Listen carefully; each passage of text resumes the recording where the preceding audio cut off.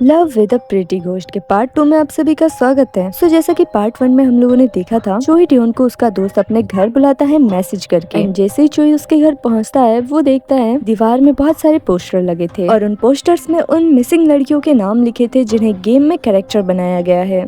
And फिर finally चोई को पता लग जाता है कि जितनी भी ये सारी गेम में कैरेक्टर्स है, मतलब भूतनिया, रियल दुनिया में या तो वो मर चुके हैं या फिर वो मिसिंग है। एंड हायोन ने भी तो कुछ ऐसा ही कहा था कि उसे किसी ऐसे इंसान ने मारा है जिसे उसने पहले कभी नहीं देखा। एंड पास ही में उसे एक नोटबुक मिलता है जिसमें लिखा होता है कि जो भी लड़कियां मर चुकी है एंड भूत बन चुकी है, वो उसी जगह पर भूत बन के निकलती है जहाँ पर उन्हें मारा जाता है, या फिर किसी ऐसी जगह निकलती है जहाँ पर उनकी कोई खास यादें जुड़ी हो। एंड सुबह की पॉजिटिव एनर्जी की वजह से वो चुड़ैल भूतनी जो भी हो, वो लोग गायब हो जाते हैं। सो इसीलिए चाहे जो भी हो जाए, तुम इस गेम को डिलीट नहीं कर सकते हो। तो तुम्हारे लिए यही सही रहेगा कि तुम उन्हें डेट करो और उनके अंदर के नफरत को खत्म करो और उनके दिल में फिर से प्यार जगाओ। एंड ये सब पढ़ते पढ़ते चोई को एहसास होता है कि उसके पीछे कोई और भी है। एंड हाँ, वही एहसास नहीं, ये सच्ची बात है। उसके पीछे निकलती है एक और भूतनी जिसका सर रैबिट का होता है और उसके आसपास आग जल रही होती है। और तभी चोई के फोन में नोटिफिकेशन आता है कि ये भूतनी बहुत ज्यादा खतरनाक है और इसके दिल में बहुत ज्यादा नफरत है, इसलिए बेहतर तुम्हारे लिए यही होगा कि तुम फटाफट से यहाँ से निकल जाओ। एंड चोई देख के हैरान कि भाई साहब, किस तरीके की भूतनी है ये। एंड वो भूतनी चोई को यहाँ पर ढूंढ लेती है और कहती है कि मुझे मिल गए तुम। एंड वही चोई के पास कुछ गैस वगैरह था जिसमें वो भूतनी आग लगा के उस कमरे को ब्लास्ट कर देती है। एंड उसके बाद क्या, चोई की हालत खराब हो जाती है एंड वो मरते मरते यही सोचता है कि आखिर मेरे भाई ने मुझे ये गेम क्यों सेंड किया। एंड वही उस नोटबुक में एक और मैसेज होता है कि आई एम सॉरी डेयोन प्लीज, लेकिन उसके आगे कुछ भी नहीं लिखा था। तो चोई यहाँ पे सोचता है कि क्या वो मेरे से कुछ हेल्प मांग रहा था जो उसने प्लीज लिखा। एंड तभी वो भूतनी आ जाती है एंड वो कहती है कि तुम्हारी वजह से सब मर गए। एंड मुझे नहीं पता ये ऐसा क्यों कह रही है, बट वो एक बैट का टुकड़ा उठाती है और उसे चोई की खोपड़ी में डाल देती है। एंड उससे चारों तरफ खून खून हो जाता है एंड चोई खत्म। और उसके बाद उसकी आंख खुलती है दूसरी जगह, जहाँ पर वो सोचता है भाई साहब, ये सब मेरे साथ ही बार बार क्यों हो रहा है और आखिर मेरा भाई कर क्या रहा है और आखिर मैं इस गेम को क्यों नहीं डिलीट कर सकता। एंड उसे दिखाया जाता है कि वहाँ पर उसके जिंदा रहने की भी एक लिमिट है, मतलब वो बार बार जिंदा नहीं हो सकता, कुछ लिमिट तक ही जिंदा हो सकता है। एंड हमें यहाँ पे दिखाया जाता है यहाँ पर कुछ रेड कलर के हार्ट्स होते हैं एंड 2 स्काई ब्लू होते हैं। सो 2 बार वो मर चुका है तो उसके 2 हार्ट खत्म हो चुके हैं एंड बाकी के बचे हैं 5, मतलब अब वो सिर्फ 5 बार रिवाइव हो सकता है और अगर उससे ज्यादा बार मर गया तो वो खत्म। या चोई को कुछ समझ में नहीं आता है, वो बोलता है चलो कम से कम मुझे वो नोटबुक मिला जिसके वजह से मुझे थोड़ी बहुत इन्फॉर्मेशन तो मिल गई। एंड फिर वो सोचता है हायोन के बारे में, क्योंकि उसे रात को उससे मिलने भी जाना है और इसीलिए वो अपने काम पे लग जाता है। वो एक जगह पे जाता है जहाँ पर हायोन का घर है, मतलब जहाँ पर वो पहले रहती थी। वो वहाँ पर आसपास सभी लोगों को हायोन और उसकी फैमिली के बारे में पूछता है। तो एक औरत हायोन के पापा के लिए बताती है कि वो इंसान तो यहाँ से कब का चला गया, जब उसकी बेटी गायब हो गई तो उन्होंने इस घर को छोड़ दिया। एंड फिर वो उससे पूछता है कि क्या तुम्हारे पास उनका कोई इन्फॉर्मेशन या फिर कॉन्टेक्ट नंबर वगैरह है। एंड फिर वो औरत साफ साफ मना कर देती है कि उसे नहीं पता और वो चोई से बोलती है कि देखो मुझे नहीं पता कि तुम उसकी फैमिली के बारे में क्यों पूछ रहे हो, लेकिन ये बेहतर होगा कि तुम इस मामले से दूर ही रहो। एंड उसे ये भी पता चलता है कि हायोन के पापा ने अब उम्मीद छोड़ दी है, इसलिए उन्होंने ये जगह छोड़ा और अब वो अपनी आगे की जिंदगी अपनी छोटी बेटी के साथ ही गुजारेंगे। तो यहाँ पे चोई बोलता है कि यार मेरा यहाँ पर आना बेकार हुआ क्या, मुझे कोई भी इन्फॉर्मेशन वगैरह नहीं मिली और यहाँ तक कि मुझे ऐसा लगता है कि उसकी फैमिली को ये नहीं पता है कि हायोन मर चुकी है। एंड ऊपर से हायोन सिर्फ रात को ही दिखती है। अगर ऐसा हो पाता कि मैं उसकी फैमिली को ढूंढता तो मैं उन्हें बता देता और किसी तरह हायोन की मदद करता उसकी फैमिली से मिलवाने के लिए। एंड तभी चोई की मम्मा का कॉल आता है एंड वो उससे बोलती है कि देखो तुम्हारा भाई भी यहाँ पर है और तुम्हारे पापा भी आने वाले हैं, तुमने प्रॉमिस किया था कि तुम भी आओगे, तो तुम ऐसे हम लोगों को अवॉइड नहीं कर सकते हो, चुपचाप आ जाओ। लेकिन चोई यहाँ पर सच में अपनी फैमिली की बात नहीं सुनता है एंड वो घर नहीं जाता है एंड उसकी मम्मा से बोल देता है कि मैं कल पक्का जाऊंगा, प्रॉमिस। एंड फिर वो हायोन के मिसिंग पोस्टर को देखता है और कहता है कि उस नोटबुक में लिखा था कि जो चुड़ैल भूत होते हैं वो सब दिन में गायब हो जाते हैं, लेकिन जब मैं दूसरी बार मरा, यानी कि वो रैबिट वाली भूतनी जब दिखी तब तो दिन हो रहा था, तब वो भूतनी मुझे कैसे दिख गई। एंड ये सबसे चोई का दिमाग खराब हो जाता है और वो बोलता है बाप रे, अब मैं क्या करूँ इन सब का, मेरे तो कुछ समझ में ही नहीं आ रहा है। एंड फिर उसका दिमाग बहुत ज्यादा खराब हो जाता है तो वो अपनी गाड़ी में ही थोड़ी देर के लिए सो जाता है। एंड तभी सीन शिफ्ट होता है और हमें दिखाया जाता है रात हो चुकी है एंड यहाँ पर हायोन सड़क पे बैठी बैठी चोई का इंतजार कर रही है। वो सड़क की गाड़ियों के पास जाती है और हाई हाई कहती है, उसे लगता है चोई आया, लेकिन ऐसा नहीं होता, वहाँ पे चोई नहीं आता है। सो वो उदास होकर बैठ जाती है और सोचती है कि उसने तो मुझसे प्रॉमिस किया था कि वो आएगा। एंड फिर वो सोचती है कि अरे यार मैं ही पागल पागल हो, मुझे इतनी भी जल्दी क्या है, इतना भी लेट नहीं हुआ है, वो आ जाएगा, मुझे चुपचाप बैठ के उसका इंतजार करना चाहिए। लेकिन यहाँ पे बहुत ज्यादा लेट हो जाता है, इसीलिए हायुन बैठी बैठी रोने लगती है। उसे लगता है कि चोई अब नहीं आएगा, लेकिन तभी उसे एक आवाज आता है कि क्या तुम ठीक हो। एंड ये और कोई नहीं बल्कि चोई ही होता है। एंड वो उससे सॉरी बोलता है, कहता है माफ करना, मैं थोड़ा सा लेट हो गया, मैं बस छोटी सी एक झपकी ले रहा था, लेकिन फिर मैं सोया पड़ा ही रह गया और मुझे मेरा अलार्म भी सुनाई नहीं आया। बट हायुन यहाँ पे चुपचाप हो जाती है और उसकी आंखों से आंसू आने लगते हैं। एंड वो चोई के चेस्ट पे अपना सर रख के रोने लगती है और कहती है कि मुझे लगा था कि तुम नहीं आओगे। जिसके बाद चोई उससे बोलता है कि देखो मुझे माफ कर दो, तुम प्लीज ऐसे रो मत, मैं नेक्स्ट टाइम से ध्यान रखूंगा कि मैं बिल्कुल भी लेट ना हूँ, ठीक है ना। उसके बाद वो उसे कार में लेके जाता है एंड उसे पूछता है कि तुम ऐसे क्यों खड़ी थी वहाँ पर। जिस पर हायुन बोलती है यार मेरे से मत पूछो, मुझे पहले ही बहुत शर्म आ रही है। एंड फिर वो बोलता है ठीक है, मैं बस ये कहना चाहता था कि आज मैं तुम्हारे घर गया था, तुम्हें पता है। एंड फिर हायुन बहुत ज्यादा खुश हो जाती है और उससे बोलती है क्या सच में, क्या तुम्हें पता है कि मेरी फैमिली क्या कर रही थी और क्या वो ठीक है।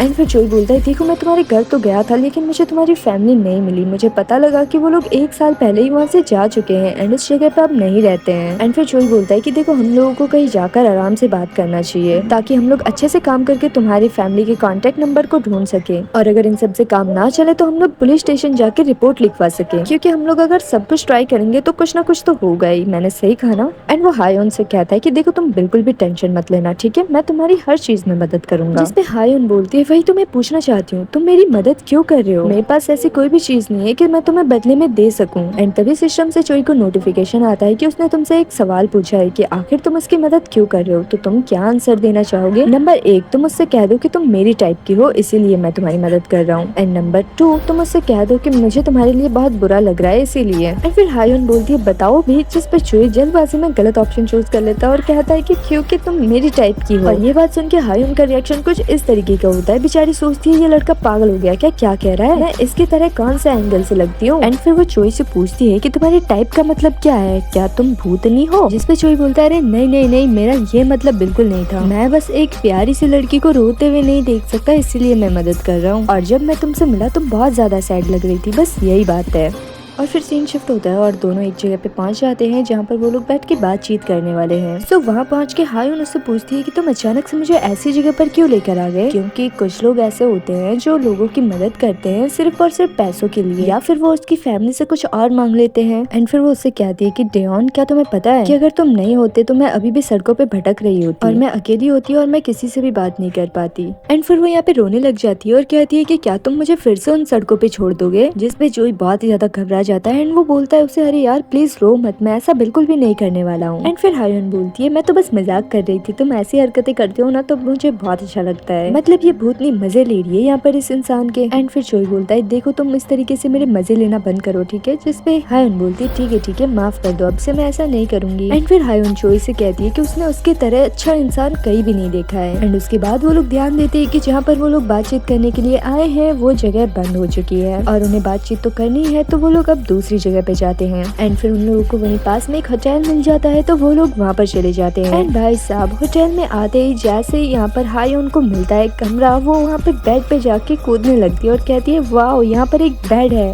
एंड उसके बाद जोई उससे पूछता है कि क्या तुम बेड के लिए इस जगह पर आई हो। जिसपे हायुन बोलती है क्या तुम्हें पता है मैं सड़कों पे अकेली घुमा करती थी रात को और सड़कों पे ही रहती थी और जंगलों में रोज रोते हुए जानवरों की आवाजें सुनना, तो तुम्हें पता है मेरे लिए सबसे प्यारी चीज जिसे मैं सबसे ज्यादा मिस करती थी वो क्या है, वो एक बेड है, मैं इस बेड को सबसे ज्यादा मिस करती थी। एंड फिर वो चोई से पूछती है कि क्या तुम्हें नहीं सोना है। एंड फिर चोई यहाँ पे शर्मा जाता है और कहता है कि देखो तुम ऐसी बातें बोलना बंद करो, ठीक है, जिससे हमें मिसअंडरस्टैंडिंग होती है, मतलब भूतनी यहाँ पर फिर से इंसान के मजे ले रही है। सो यहाँ पे चोई जाता है सीधा कुर्सी के पास एंड बोलता है देखो मुझे कुछ जानकारियां तो मिली है कि जिन भी लड़कियों का मर्डर किया गया है जब वो लोग जिंदा थी तो उन लोगों की नफरत की फीलिंग्स रह जाती है, इसलिए वो लोग अपनी बॉडी में रह जाते हैं, मतलब भूत बन के भटकते रहते हैं इधर उधर, और जब सुबह होती है तो पॉजिटिव एनर्जी से वो लोग गायब हो जाते हैं। एंड फिर वो हायुन को वो पोस्टर दिखाती है जो उसे उसके भाई के रूम में से मिला था, वो दिखाती है कि ये तुम्हारा ही मिसिंग पोस्टर है और इसमें लिखा है कि तुम मिसिंग हो और ये 2 साल पुरानी बात है, तो क्या तुम मुझे बता सकती हो कि एग्जैक्टली हुआ क्या था उस टाइम पे। जिसपे हायुन बोलती है देखो मैं सब कुछ अच्छे तरीके से तो नहीं जानती, लेकिन उस टाइम पे मैं अपना पार्ट टाइम जॉब पूरा करके घर जा रही थी। लेकिन तभी एक कार मेरी तरफ आती है और मुझे ऐसा लग रहा था कि कोई नशे में गाड़ी चला रहा है और उस कार ने मुझे ठोक दिया आके।